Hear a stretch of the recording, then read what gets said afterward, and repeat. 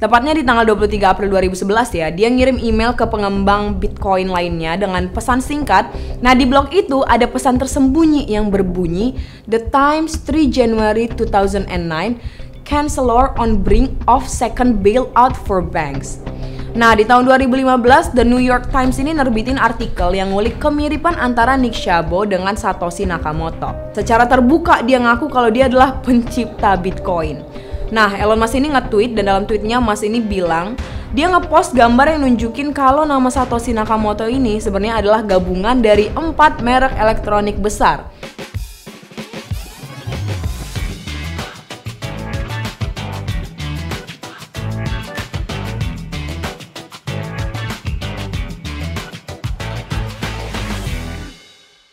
Pernah nggak lo kepikiran gimana orang bisa bikin sesuatu yang gede banget, hype banget, tapi nggak bisa atau nggak mau identitasnya ketahuan? In a world where people seeking for validations, tapi ada orang yang malah diem-diem aja. Nah, yang lagi gue omongin ini adalah pencipta Bitcoin. Some sources bilang yang nyiptain Bitcoin ini adalah Satoshi Nakamoto. Tapi bener nggaknya ya belum tahu. Anyway, ngomongin Bitcoin, akhir-akhir ini banyak banget dipakai sama anak muda yang demen buat investasi ataupun transaksi modern. Nah, banyak juga anak muda yang tertarik menggunakan Bitcoin ini baik sebagai aset digital ataupun diversifikasi portofolio. Nah, maupun sebagai alat pembayaran yang katanya lebih fleksibel dan modern. Jadi mata uang digital yang terpopuler, wajar kalau Bitcoin banyak diburu sama orang. Gimana nggak coba transaksinya aja langsung dan nggak pakai bank? Nggak ada otoritas yang ngatur ataupun aksesnya itu sangat transparan. Nah, tanggal 16 Desember 2021 kemarin di Taman Teknologi Budapest, Hungaria, diresmiinlah sebuah patung menggunakan hoodie yang ada logo Bitcoin-nya.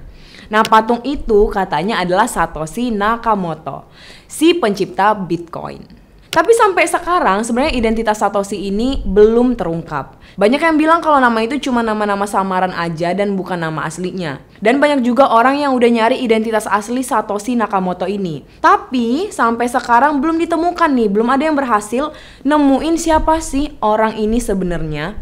Nah, how come pencipta Bitcoin sosoknya bisa sangat misterius?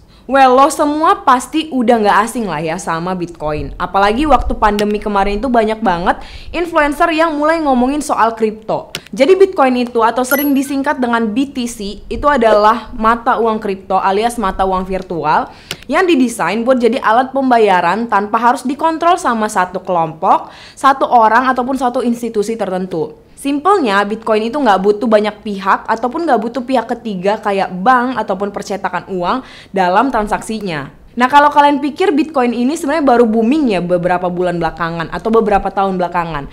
Sebenarnya enggak ya, karena Bitcoin ini udah dikenalin sejak 2008. Nah, dikenalinnya sama orang ataupun sekelompok pengembang anonim yang sampai sekarang sebenarnya masih misterius. Nah, di tahun 2009 Bitcoin akhirnya resmi diluncurin ke publik. Dan sejak saat itulah nilainya mulai melejit gila-gilaan. Nah, ini juga jumlahnya dibatasin ya, cuman 21 juta koin aja. Oke, kita balik lagi ya. Sampai sekarang identitasnya pencipta dari Bitcoin ini, which is si Satoshi Nakamoto, masih jadi misteri yang cukup besar lah di dunia teknologi. Yang jelas di tahun 2008, tepatnya di Agustus, domain bitcoin.org ini mulai terdaftar. Nah, itu dibuat sama Satoshi bareng sama Marty Malmi namanya. Nah, terus Oktober 2008-nya Satoshi ngumumin ke komunitas kriptografi mailing list di meltdown.com. Dia bilang kayak gini, gue lagi bikin sistem uang elektronik yang sepenuhnya peer-to-peer tanpa perlu pihak ketiga yang dipercaya. Nah, gak cuman itu, dia juga ngerilis sebuah white paper judulnya Bitcoin, a Peer-to-Peer Electronic Cash System. Nah, di situ Satoshi akhirnya ngejelasin konsepsi Bitcoin ini sebagai versi murni peer-to-peer dari uang elektronik. Nah, lalu di tanggal 3 Januari 2009-nya Satoshi ini berhasil untuk nge-mine blok Bitcoin pertamanya dia yang sekarang dikenal sebagai blok Genesis atau blok 0, blok 0. Nah, di blok itu ada pesan tersembunyi yang berbunyi The Times 3 January 2009, Chancellor on brink of second bailout for banks. Nah, pesan ini sebenarnya diambil dari judul artikel The Times di hari itu yang bahas rencana pemerintah Inggris buat menyelamatkan bank-bank besar. Oke, balik lagi ke Satoshi.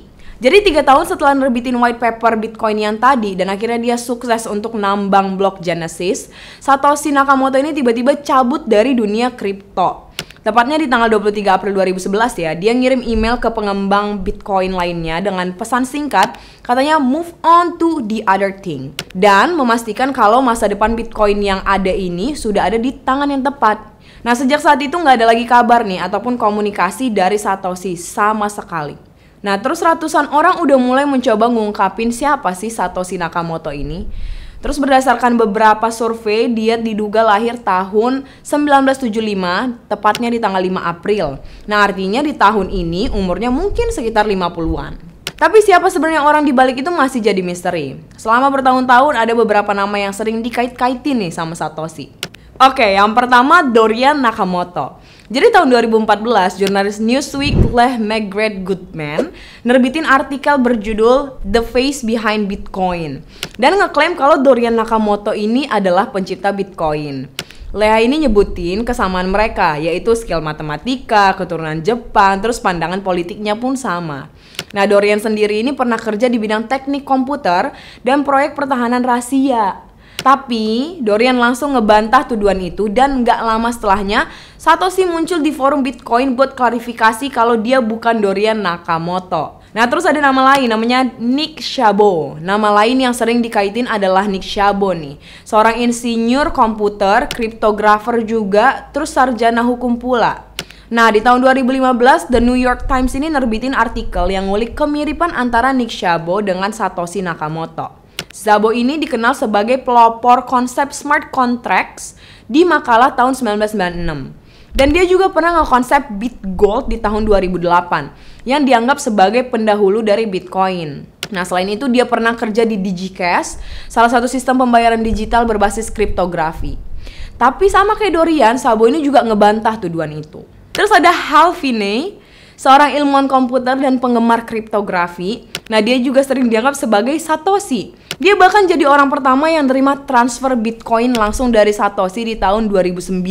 Uniknya lagi nih, si Finney ini tinggal di Los Angeles dan bertetangga sama Dorian Nakamoto. Jurnalis Andy Greenberg sempat analisis gaya tulisannya dan nemuin kemiripan antara Finney dan juga Satoshi. Tapi Finney ngasih bukti-bukti termasuk email dan riwayat dompet Bitcoinnya yang nunjukin kalau dia memang ya bukan Satoshi. Nah di tengah banyaknya orang yang membantah kalau dia bukan Satoshi, ini ada satu orang yang justru ngaku-ngaku jadi Satoshi. Namanya Craig Wright. Dia ini ilmuwan komputer tepatnya, asal Australia. Secara terbuka dia ngaku kalau dia adalah pencipta Bitcoin. What's the name associated with that first transaction? The monkeyer is Satoshi Nakamoto. So you're going to show me that Satoshi Nakamoto is you? Yes. Some people will believe, some people won't. And to tell you the truth, I don't really care. Tahun 2015, majalah Wired dan Gizmodo nerbitin cerita yang ngeklaim Wright ini mungkin aja beneran Satoshi. Tapi klaim ini akhirnya dipatahkan sama jurnalis Peter McCormack yang bilang kalau Wright nyediain bukti palsu. Wright bahkan sempat memerintahkan buat bayar ganti rugi sebesar 1 pound sterling Inggris karena tuduhan bohongnya. Nah sampai tahun ini nih, di tahun 2024, identitas Satoshi Nakamoto ini tetap jadi misteri. Spekulasi dan teori konspirasi tentang siapa sih dia ini terus bermunculan. Tapi siapapun dia, satu hal yang pasti, Satoshi ini berhasil ngubah dunia lewat Bitcoin dan teknologi blockchain yang revolusioner. Oke, misteri seputar Satoshi Nakamoto ini bahkan memunculkan berbagai teori konspirasi ya. Dan salah satunya datang dari Elon Musk, CEO Tesla dan juga SpaceX. Nah ini sempat heboh ya di Twitter dengan ngeposting sebuah teori konspirasi soal identitas asli pencipta Bitcoin. Nah ini langsung memicu spekulasi baru tentang siapa sih sebenarnya Satoshi. Nah, Elon Musk ini nge-tweet dan dalam tweetnya Musk ini bilang dia nge-post gambar yang nunjukin kalau nama Satoshi Nakamoto ini sebenarnya adalah gabungan dari 4 merek elektronik besar. Sa dari Samsung, Toshi dari Toshiba, Naka dari Nakamichi, dan Moto dari Motorola. Nah, keempat perusahaan ini menurut teori Musk secara kolektif berada di balik identitas Satoshi Nakamoto. Ya walaupun teori ini jelas lebih ke spekulasi dan bercandaan ya, Elon Musk nggak pernah berhenti bikin internet jadi tempat-tempat teori-teori yang baru muncul. Nah, setelah tweet itu viral, banyak banget pengguna Twitter atau yang sekarang kita kenal X ya, yang ikut-ikutan bikin teori mereka sendiri. Bahkan ada yang nge-reply dengan meme-meme lucu tentang Satoshi. Tapi ada juga nih teori lain yang lebih serius yang menyebutkan kalau Musk mungkin kenal dengan Satoshi. Foto yang sering jadi perbincangan adalah foto Musk di awal 90-an saat dia kuliah di Queen's University Kingston, Ontario. Nah, di foto itu ada seorang yang diduga bernama Navaid Farouk yang disebut-sebut mungkin jadi teman kuliahnya Musk pada tahun itu. Nah, mungkin juga ini ada keterkaitannya nih dengan si Satoshi. Well, intinya meskipun identitas asli Satoshi Nakamoto ini mungkin gak bakal pernah terungkap, tapi hal ini gak akan menghentikan orang-orang bahkan yang sekelas Elon Musk ya untuk berspekulasi dan mencoba memecahkan teka-teki ini. Well, adopsi Bitcoin ini terus meningkat ya, dan itu jelas banget ngaruh besar ke dunia keuangan global. Semakin banyak orang dan bisnis yang akhirnya pakai Bitcoin sebagai alat pembayarannya. Ini tuh nggak cuma merubah sistem perbankan yang tradisional, tapi juga menantang dominasi bank sentral yang selama ini pegang kendali. Nah, yang menarik, penggunaan Bitcoin ini nggak terbatas di negara-negara maju aja. Negara berkembang juga mulai banyak yang ngandelin Bitcoin buat ngatasin masalah finansial dan dorong pertumbuhan ekonomi mereka. Nah, itu dia cerita singkat tentang Bitcoin. Kalau lo punya request cerita lain, tinggal tulis aja di kolom komentar ya.